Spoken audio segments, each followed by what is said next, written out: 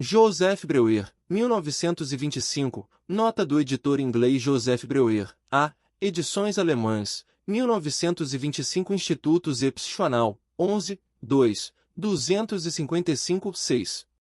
1928 GS, 11, 281, 3.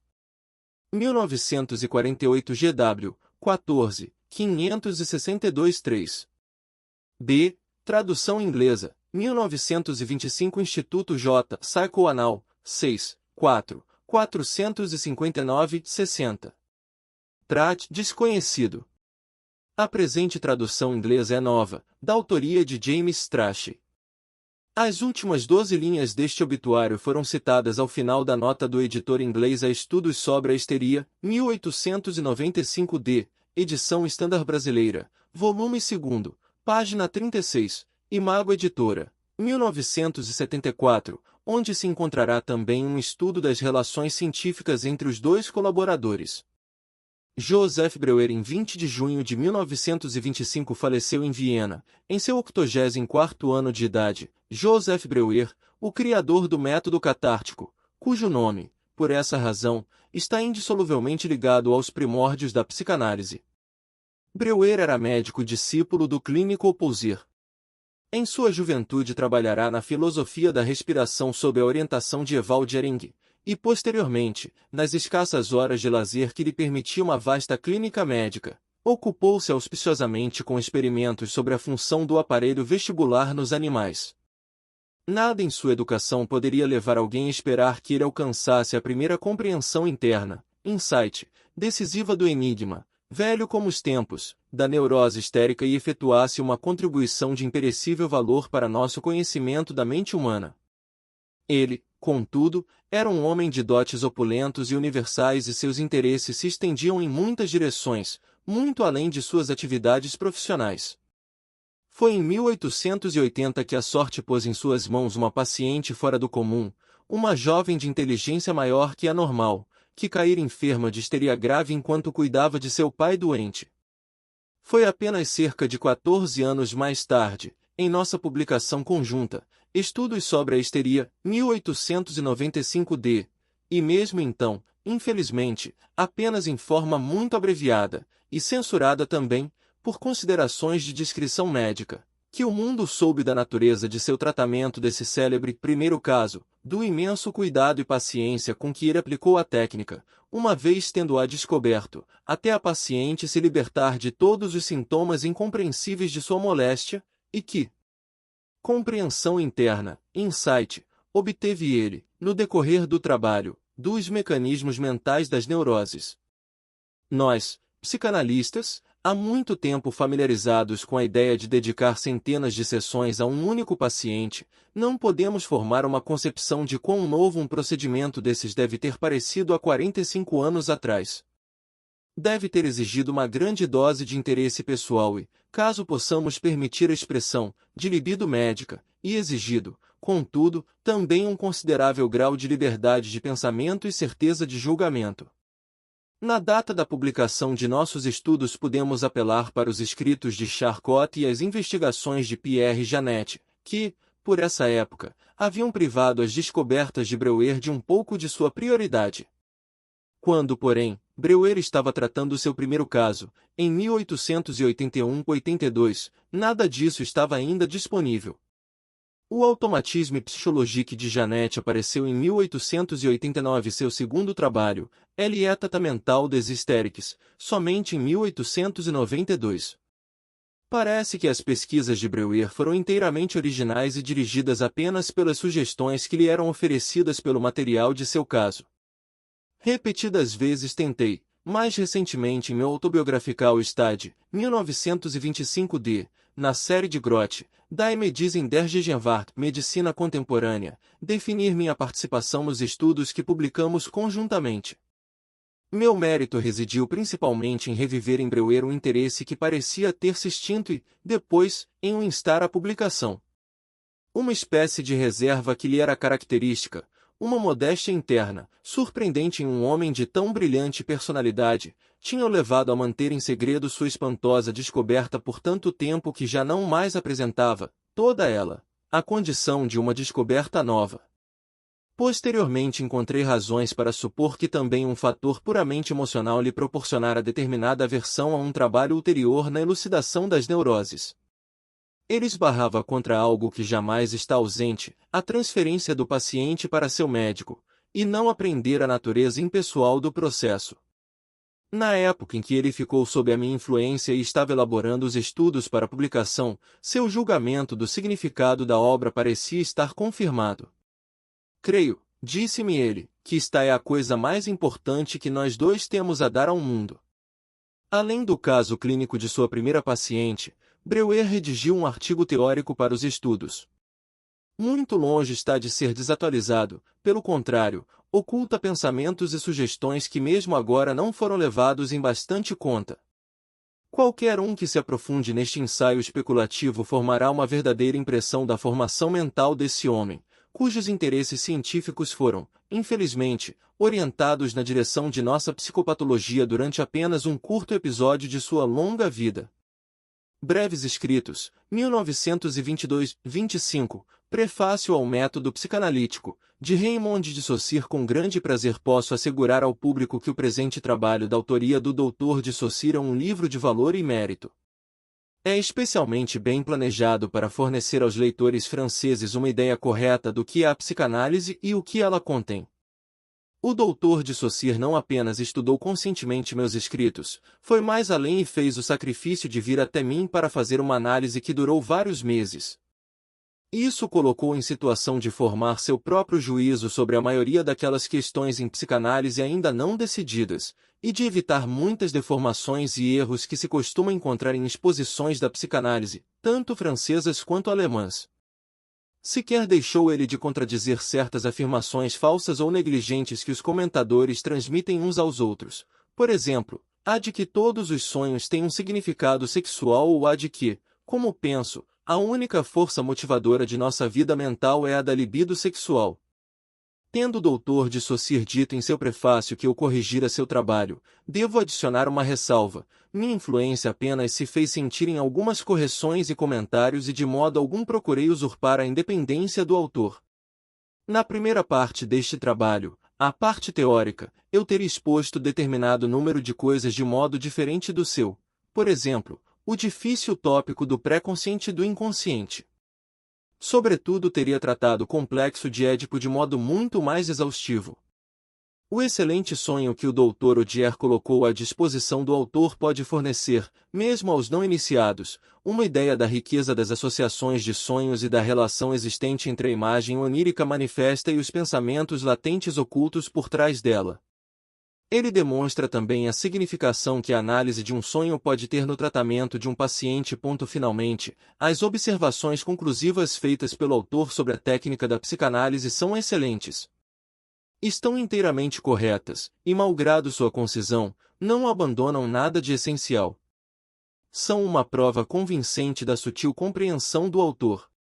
O leitor, naturalmente, não deve concluir que apenas o conhecimento dessas regras de técnica o tornará capaz de empreender uma análise.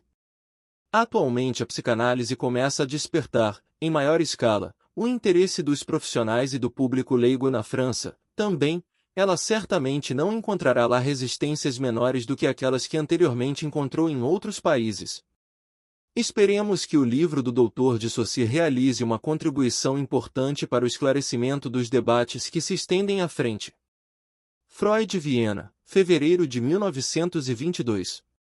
Prefácio ao relatório sobre a Policlínica Psicanalítica de Berlim, março de 1920 a junho de 1922, de Max Eitingon, 1923, meu amigo Max Eitingon, que criou a Policlínica Psicanalítica de Berlim e até aqui a sustentou com seus próprios recursos, tornou públicas, nas páginas seguintes, suas razões para fundá-la, e forneceu também um relato da organização e funções do Instituto.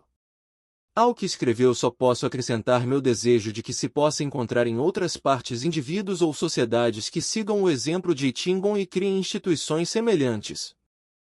Se a psicanálise, ao lado de sua significação científica, tem valor como procedimento terapêutico, se é capaz de fornecer ajuda àqueles que sofrem em sua luta para atender às exigências da civilização, esse auxílio deveria ser acessível também à grande multidão, demasiado pobre para reembolsar um analista por seu laborioso trabalho. Isso parece constituir uma necessidade social particularmente em nossos tempos, quando os estratos intelectuais da população, sobremodo inclinados à neurose, estão mergulhando irresistivelmente na pobreza. Institutos como a Policlínica de Berlim estão também isolados na posição de superar as dificuldades que, por outro lado, se erguem no caminho de uma instrução completa em psicanálise.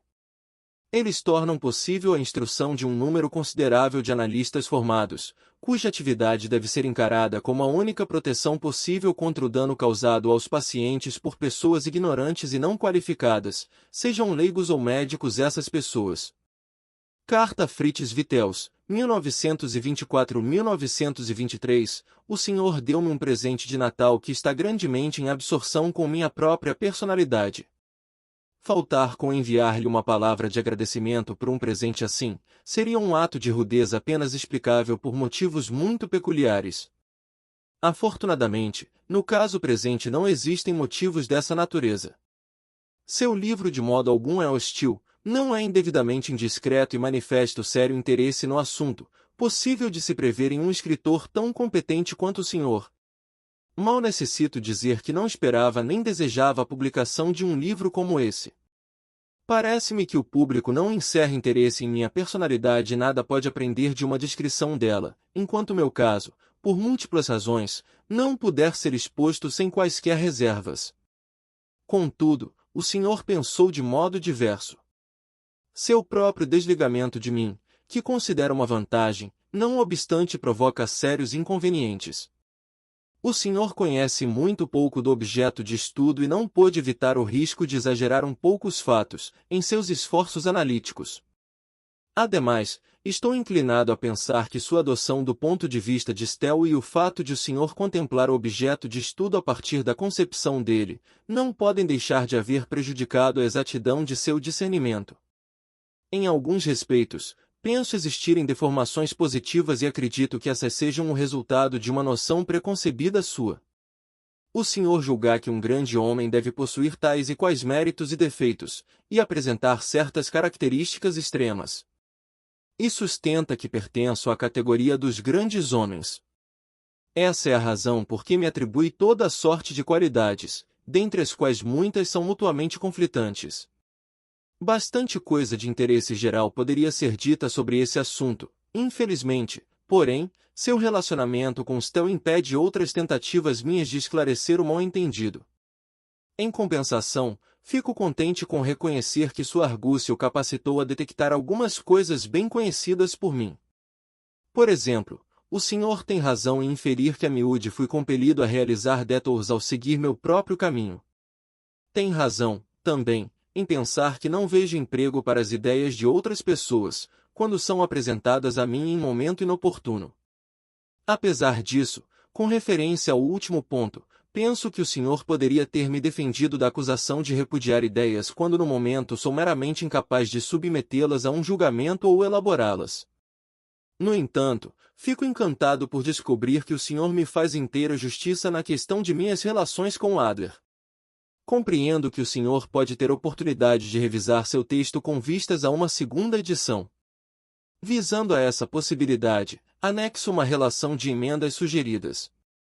Elas se baseiam em dados fidedignos e são completamente independentes de minhas próprias prevenções. Algumas delas se relacionam a assuntos de importância trivial, outras, porém, talvez o levem a inverter ou modificar determinadas inferências. O fato de enviar-lhe essas correções constitui penhor de que valorizo seu trabalho, embora não possa aprová-lo inteiramente. Carta ao senhor Luiz Lopes Ballesteros Y de Torres, 1923, quando era um jovem estudante, meu desejo de ler o imortal Dom Quixote no original de Cervantes levou-me a aprender, sem mestre, a encantadora língua castelhana. Graças a esse entusiasmo juvenil, estou hoje capaz, em uma idade avançada, de verificar a exatidão de sua versão espanhola de minhas obras. cuja leitura invariavelmente provoca em mim viva apreciação de sua interpretação corretíssima de meus pensamentos e da elegância de seu estilo. Fico sobretudo surpreso com alguém, como o senhor, não sendo médico nem psiquiatra de profissão, ter sido capaz de alcançar um domínio tão absoluto e preciso sobre um material que é intricado e, às vezes, obscuro. Carta a Lady Esquiverte, 1924, das diversas lições a mim prodigalizadas no passado, 1885-6, pelo grande Charcot, na Salpêtrière, duas deixaram profunda impressão em mim, que jamais devemos nos fatigar de considerar os mesmos fenômenos repetidas vezes, ou de nos submeter a seus efeitos, e que não devemos nos importar com depararmos com a contradição de todos os lados. De vez que tenhamos trabalhado com sinceridade. Carta ao editor do Centro da Impressa Judaica em Zurique, 1925, posso dizer que me coloco tão distante da religião judaica quanto de todas as outras religiões. Isso equivale a dizer que elas têm grande significação para mim como tema do interesse científico, porém delas não participo emocionalmente. Por outro lado, sempre tive um forte sentimento de solidariedade para com o povo de minha raça e sempre o incentivei também em meus filhos. Todos nós permanecemos sob a confissão judaica. No tempo de minha juventude, nossos instrutores religiosos, livres pensadores, não davam valor a que seus alunos adquirissem um conhecimento da língua e literatura hebraica. Minha educação nesse campo, portanto, foi extremamente tardia, como mais tarde muitas vezes lamentei. Por ocasião da inauguração da Universidade Hebraica, 1925, os historiadores nos contaram que nossa pequena nação suportou a destruição de sua independência como Estado apenas porque começou a transferir, em sua estimativa de valores, o lugar mais alto para suas posses espirituais, para sua religião e para sua literatura. Vivemos agora numa época em que este povo tem perspectivas de novamente conquistar a terra de seus pais com o auxílio de uma potência que domina o mundo, e celebra a ocasião pela fundação de uma universidade em sua antiga capital. Uma universidade é um lugar onde o saber é ensinado acima de todas as diferenças de religiões e nações, onde a investigação é conduzida, e que se destina a mostrar à humanidade a que amplitude ela pode compreender o mundo a seu redor, e até onde pode controlá-lo. Tal empreendimento constitui nobre testemunho do desenvolvimento para o qual nosso povo abriu caminho, em 2000 anos de infeliz sorte. Acho penoso que minha saúde desfavorável me impeça de estar presente às festividades inaugurais da Universidade Judaica em Jerusalém. Modificações editoriais na Zeitschrift, 1924. O Dr. Otto Rank atuou como editor desta revista desde sua fundação em 1913. Embora somente a partir de 1920 tenha sido nomeado na página de rosto como editor único.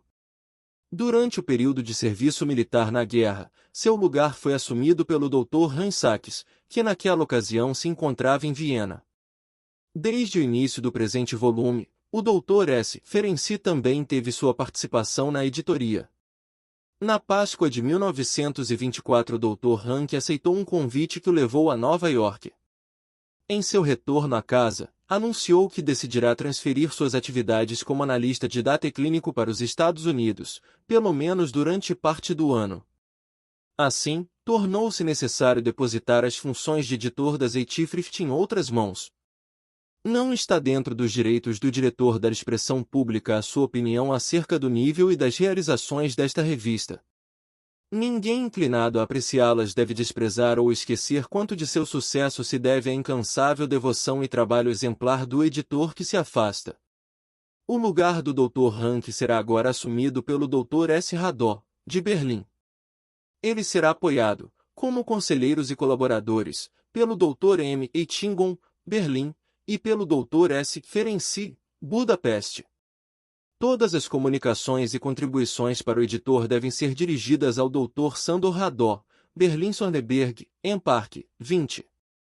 A parte comercial da Zeitschrift será conduzida, como antes, nos escritórios da Internationaler Psychoanalytischer Verlag em Viena, gerente, A. J. Storfer.